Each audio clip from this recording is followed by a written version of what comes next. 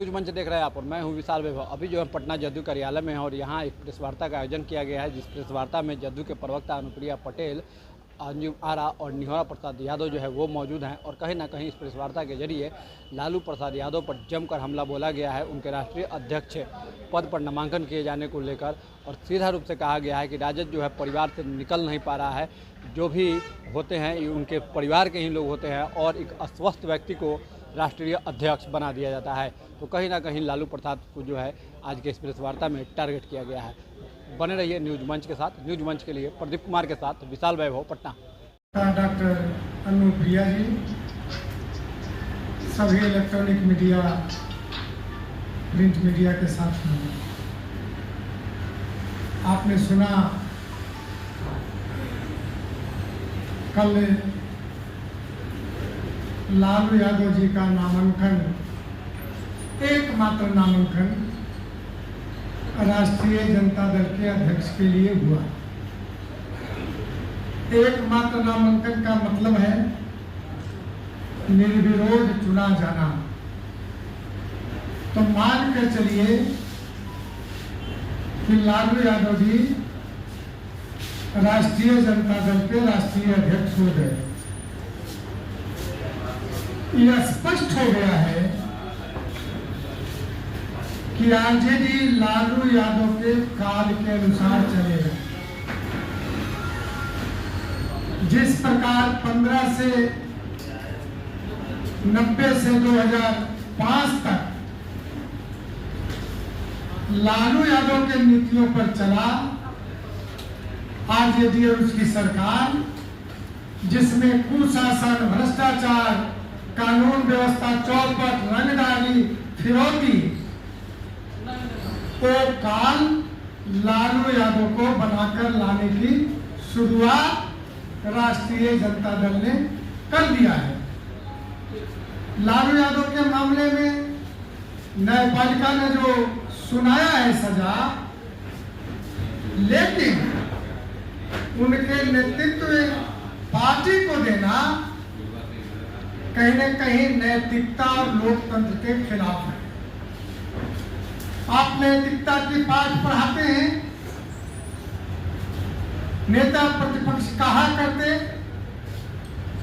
नैतिकता की बात पढ़ाते हैं, लेकिन आपकी नैतिकता कहाँ गई? न्यायालय ने जिस व्यक्ति को सजा सुनाया उसको अपने राष्ट्रीय अध्यक्ष बना दिया। अब प्रस्तावक कौन थे? राबड़ी देवी जी और तेज प्रताप, अन्य के अलावे। इससे क्या स्पष्ट होता है कि जो सजा प्राप्त व्यक्ति है उस व्यक्ति को राष्ट्रीय अध्यक्ष बनाकर लंबी लंबी बिहार में विकास और सुधार की बात करते रहते हैं। यह कितना जायज है? आप कहते हैं युवा की राजनीति चलेगी, कभी कभी तेजस्वी यादव कहते हैं कि युवा राज्य है। भाई युवा राज्य है तो आप ऐसे व्यक्ति को राष्ट्रीय अध्यक्ष बनाया जो शरीर से लाचार है, स्वस्थ नहीं है। पूरा देश जानता है कि लालू यादव जी स्वस्थ नहीं है, शरीर से लाचार हैं, कई तरह की बीमारियां हैं और कई तरह के झंझावात भी है। तो जानबूझकर वैसे व्यक्ति को आपने बनाया जो न बिहार के बारे में सोच सकता है और न देश के बारे में सोच सकता है।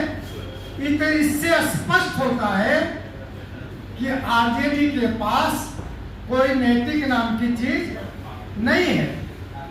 हम ये कहना चाहते हैं कि राजद का असली चेहरा जनता के सामने आया है। जो नीति सिद्धांत की बात करने वाले, जो अपने आप को भ्रष्टाचार की बात कहने वाले और एक भ्रष्ट व्यक्ति को अध्यक्ष बनाया। अब ये समझिए कि अध्यक्ष जो बनाया जिस व्यक्ति को, उसके हस्ताक्षर से विधानसभा के चुनाव में प्रत्याशियों को सिंबल दिया जाएगा। विचित्र हालत है कि इस प्रकार कानून की धज्जियां बिहार में उड़ाई जाएगी विधानसभा चुनाव में। इसका जवाब तो तेजस्वी यादव को देना होगा और जनता इस बात को समझ रही है। तो इस प्रकार जो इनकी खोखला नेतृत्व है, खोखला भाषण है और खोखला जो सपना इनका है, वो सपना परिवार के लिए है, राज्य के लिए नहीं है। अगर राज्य के लिए हुआ होता तो शायद लालू यादव जी के स्थान पर किसी दूसरे व्यक्ति को, युवा वर्ग को, जिसकी बात वो करते हैं कि हम युवा राजनीति करना चाहते हैं, युवा बिहार है, वैसे जगह पर वैसे व्यक्ति को, युवा को जगह देते तो लगता कि वाकई में युवाओं के लिए पॉजिटिव है, सकारात्मक है तेजस्वी यादव। तो ये बात। दूसरी बात, आपने अखबारों में देखा होगा कितनी बेचैनी थी नॉमिनेशन करने का लालू यादव जी के मन में। जब वो कार्यालय गए, थोड़ी देर हुई तो कहा कब नॉमिनेशन होगा। आखिर बेचैनी क्यों? जब एकमात्र आप ही को नामांकन करना है तो इतने बेचैनी का कारण क्या हो सकता है? मुझको तो लगता है कि बड़ा पुत्र का भी भय इनके मन में है, तेज प्रताप यादव का भी भय इनके मन में है। और यही कारण है कि तेज प्रताप यादव को पार्टी से निष्कासित किया गया लग रहा था। और प्रवक्ता बड़े भाई डॉक्टर निगोरा प्रसाद यादव जी, अभी आप लोगों से अनुप्रिया मुखातिब हो रही थी, हमारी पार्टी के सम्मानित प्रवक्ता ने, और प्रिंट एवं इलेक्ट्रॉनिक मीडिया के इस संवाददाता सम्मेलन में आए हुए हमारे साथी पर। अभी अनुप्रिया ने ब्रीफ किया कि हमारा विषय क्या रहा है आज के प्रेस कॉन्फ्रेंस को लेकर के। देखिए, राष्ट्रीय जनता दल में राष्ट्रीय अध्यक्ष को लेकर के नॉमिनेशन या चुनाव की जो प्रक्रिया होती है वो शुरू कर दी है और आज जहाँ तक मुझे जानकारी की स्क्रूटनी वगैरह हो रहा है।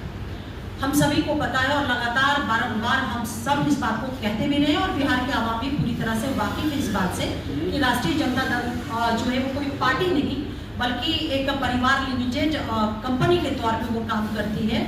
और जब परिवार लिमिटेड कंपनी है तो फिर ये नॉमिनेशन, कैंडिडेचर, समर्थन, तो प्रस्तावक, स्क्रूटनी, ये सब एक दिखावा है, कुछ भी नहीं। इससे बढ़िया था जिस तरह से राजशाही में घोषणा कर दिया जाता है कि इनको हम राजा घोषित करते हैं तो वैसे कर देना चाहिए था। यह कंप्लीट जो प्रक्रिया अपनाई गई है ये आवाम को कहीं ना कहीं एक राजनीतिक धोखा देने का इन लोगों ने काम किया हुआ है। राष्ट्रीय जनता दल ये दावा करता है, नेता प्रतिपक्ष दावा करते हैं कि हमारी पार्टी बड़ी पार्टी है, हमारे लाखों कार्यकर्ता है, वर्कर है, नेता हैं, लेकिन ऐसा प्रतीत होता है कि राष्ट्रीय जनता दल में परिवार के अलावा कुछ भी नहीं बचा हुआ है। आप अगर गौर करेंगे राष्ट्रीय जनता दल या महागठबंधन के इंटायर सांगठनिक स्ट्रक्चर को या फिर सारे संरचना को, तो आपको स्पष्ट तौर पे दिखेगा कि नेता प्रतिपक्ष विधानसभा में आदरणीय तेजस्वी यादव जी हैं, नेता प्रतिपक्ष विधान परिषद में आदरणीय लालू जी की धर्म पत्नी श्रीमती राबड़ी देवी जी हैं, राज्यसभा सांसद उनकी पुत्री होती है, फिर लोकसभा सांसद का टिकट उन्हीं की बड़ी पुत्री को मिलता है, जो पुत्री इनकी प्रवासी, जिनका कोई बिहार से कहीं कोई कनेक्शन नहीं हम लोगों ने देखा। उसके पहले सीधे पैरासूट से वो आती है सिंगापुर से और सारण की लोकसभा की प्रत्याशी बन जाती है। ये तमाम चीजें, बेटा बेटी पत्नी सब लोग और स्वयं अपने, तो ये कंपनी, ये राष्ट्रीय जनता दल जो है ना वो कोई पार्टी नहीं बल्कि हम यही कहते हैं लालू राबड़ी डायनेस्ट है, राजतंत्र है, ये डेमोक्रेसी नहीं है। मैं पूछना चाहती हूँ आदरणीय तेजस्वी यादव जी से, आप नई सोच और नई बिहार की बात करने का जो भ्रम करते हैं ना, ये सारा स्लोगन और नारा दे करके बिहार के आवाम को, बिहार के युवाओं को जो गुमराह करने की कोशिश उनके द्वारा होती है, वो सबसे बड़ा इसका प्रमाण है कि उनके पिताजी का नॉमिनेशन राष्ट्रीय अध्यक्ष पद के लिए, जबकि हम सभी जानते हैं कि आदरणीय लालू जी एक कन्विक्टेड व्यक्ति हैं चारा घोटाले में। अब आप लोगों के सामने समक्ष में सवाल छोड़ती हूँ कि इस डेमोक्रेसी में, लोकतंत्र में क्या ये राजनीतिक सूचिता इसे हम कहेंगे, या हम ये कहेंगे कि डेमोक्रेसी का, लोकतंत्र का ये सम्मान किया गया कि एक सजा याफ्ता व्यक्ति को आप किसी पार्टी विशेष का आप सुप्रीम पद, उसको महापति का वो पद आप दे देते हैं। तो निश्चित रूप से ये लोकतंत्र का माहौल उड़ाना हुआ, इसके अलावा कुछ भी नहीं। जो व्यक्ति जिनकी बात हम कर रहे हैं, आदरणीय लालू प्रसाद यादव जी की, लोकसभा का चुनाव नहीं लड़ सकते हैं, विधानसभा का चुनाव नहीं लड़ सकते हैं, इवन कि वो मुखिया पद के लिए भी चुनाव नहीं लड़ सकते हैं, वो बैठ कर करके विधानसभा का, लोकसभा का वो सिंबल बांटेंगे। आप समझ सकते हैं कि तब तो हम यही कहेंगे कि एक फेल स्टूडेंट जो होता है ना, असफल स्टूडेंट, उसको किसी स्कूल का प्रिंसिपल बना देना। जो व्यक्ति खुद ही नहीं चुनाव लड़ सकते, आप उनको सिंबल बांटने के लिए बात करते रहे, तो किसी स्कूल का प्रिंसिपल बनाने जैसा ही है और कुछ भी नहीं। और एक चीज और मैं कहूंगी कि देखिए, बिल्कुल अनुप्रिया ने बिल्कुल सही कहा कि लालू जी हमेशा इस बात को वो क्लेम करते रहे हैं कि मैं सामाजिक न्याय, सोशल जस्टिस का मैं पुरोधा हूँ। लेकिन ये कैसा उनका सोशल जस्टिस है?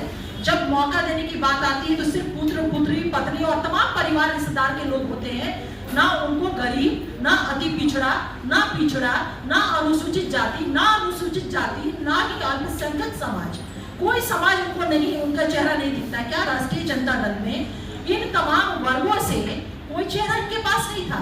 यानी कि महागठबंधन और राजद में और आदरणीय लालू जी, तेजस्वी जी के नजर में ये तमाम वर्ग जिसकी अभी मैंने चर्चा किया है, वो सिर्फ इनको वोट देने के लिए और वोटर के तौर पे, राजनीतिक तुष्टिकरण के तौर पे उन लोगों ने इस्तेमाल किया। मौका तो इस वर्ग को कभी मिला ही नहीं, मौका तो इनके परिवार को, उन लोगों को मिला।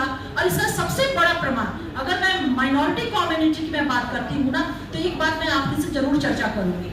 2005 के पहले जब सज्जन कमीशन की रिपोर्ट आई, माई समीकरण, याद है, ये ना सिर्फ बिहार में बल्कि राष्ट्रीय स्तर पर इस समीकरण की चर्चा, वैश्विक स्तर पे भी इस समीकरण की चर्चा होती रही। माई समीकरण को लेकर के वो अलग की बात है।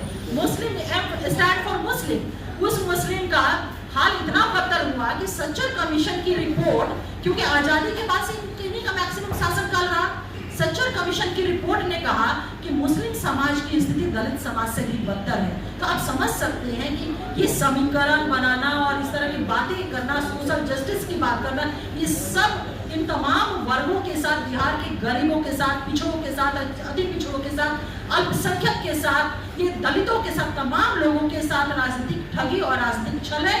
हकीकत ये है कि राष्ट्रीय जनता दल और लालू राबड़ी जी का जो परिवार है, सिर्फ और सिर्फ अपने परिवार से बाहर वो कभी नहीं निकल पाया है। और तब मैं ये बात अगर कहती हूँ तो ये कहीं कोई गलत नहीं है कि आरजेडी का मतलब लालू राबड़ी डायनेस्ट है। मुबारक हो उनको, मुबारक हो ये इस राजशाही का जो एक हो रहा है 2-3 दिन से नॉमिनेशन, स्क्रूटनी और ये प्रस्तावक और समर्थक राष्ट्रीय जनता दल को, लालू राबड़ी जी को, ये राजशाही और राजशाही का जो उनका एक सोच है, तरीका है, ये उनको मुबारक हो। अब मैं अपनी बातों को खत्म करते हुए मैं आदरणीय डॉक्टर निहोरा प्रसाद यादव जी से आग्रह करती हूँ कि वो आपसे मुखातिब हो।